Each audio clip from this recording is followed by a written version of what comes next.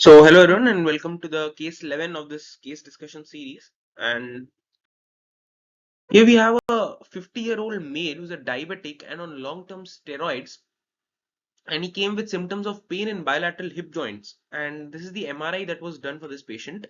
And these are the coronal T2 weighted images. Here we can see that there is loss of normal T2 hyperintensity in bilateral femoral head.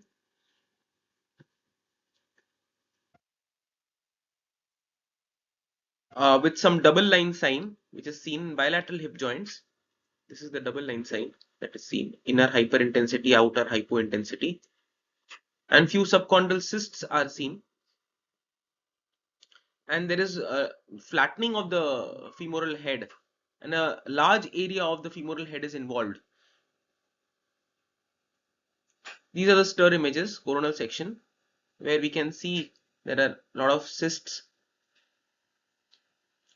and marrow edema that is present.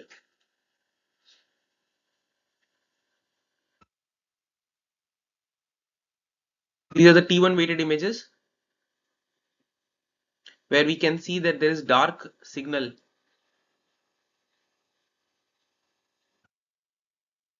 And these are the SAG images. The importance of SAG images along with coronal images is to calculate the Kerr-Bowell angle, which I'll come to in my next slide. And these are the axial images.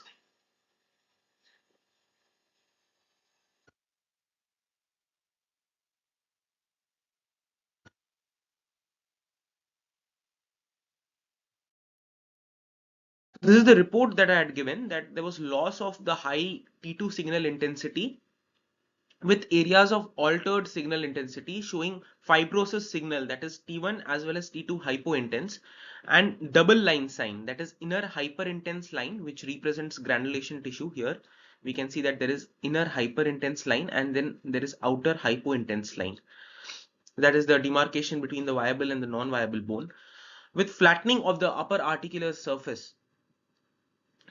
And the angle of involvement is actually calculated by Kerr-Bowell method. So here we know that the SAG images are also very helpful in that, because the Kerr-Bowell angle is calculated by adding the angles of involvement in SAG as well as coronal planes, and it was more than 200% in this particular case in both the head of the femur. And there were marginal osteophytes and subchondral cysts as well, representing osteoarthritic changes. So this is the blood supply of the femoral head. That is, it is supplied by the medial and the lateral circumflex femoral artery mainly, which come from the profunda femoris artery. So osteonecrosis of the femoral head, which was previously called the avascular necrosis of the hip, is the most common site of osteonecrosis because of the combination of precarious blood supply as well as high loading when standing, and it can be thought of as traumatic, that is secondary to the neck of the femur fractures, or non-traumatic. Traumatic osteonecrosis is usually unilateral and non-traumatic cases is bilateral. So this was a non-traumatic case, and that is why it was bilateral present because of steroids intake. And typically it affects superior articular surface between 10 to 2 o'clock and begins in the most anterior part of the hip. Etiology are many. In our case, it was chronic steroid intake, but it can be because of trauma, alcohol, sickle cell, SLE, HIV. So the double line sign that I discussed in my report, that inner hyperintense line and outer hypointense line, is actually pathognomic MRI finding seen in the region of osteonecrosis or bone infarct, which represents the border between the viable and the non-viable bone, and it is seen as mainly on T2 and T2 fat sat sequences, which have the inner bright line which represents reparative granulation tissue, and outer dark line which represents the adjacent sclerotic bone. The outer line is usually always continuous, while the inner line can be discontinuous or absent. This sign is reported in 80 to 85% of the cases of avascular necrosis of the hip. Then coming to the most important staging system, that is Ficart and Arlett staging system. So in my report, I had also given the Ficart and Arlett stage.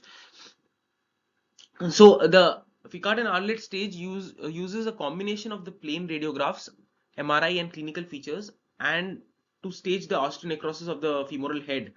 The stage 0 is normal MRI finding, where you won't find anything on MRI. Stage 1 is we'll find some marrow edema. And on plain radiograph, there'll be a minor osteopenia. Stage 2 is there'll be mixed osteopenia and sclerosis, but there will be no crescent sign which will be present in stage 2. So crescent sign presence is stage 3 is what we have to remember. And what exactly is crescent sign? This lucent line which is seen in the subchondral region is the crescent sign. And MRI also shows the same crescent sign. And in stage 4, which is the end stage, with evident secondary degenerative changes and osteoarthritic changes, are seen in stage 4.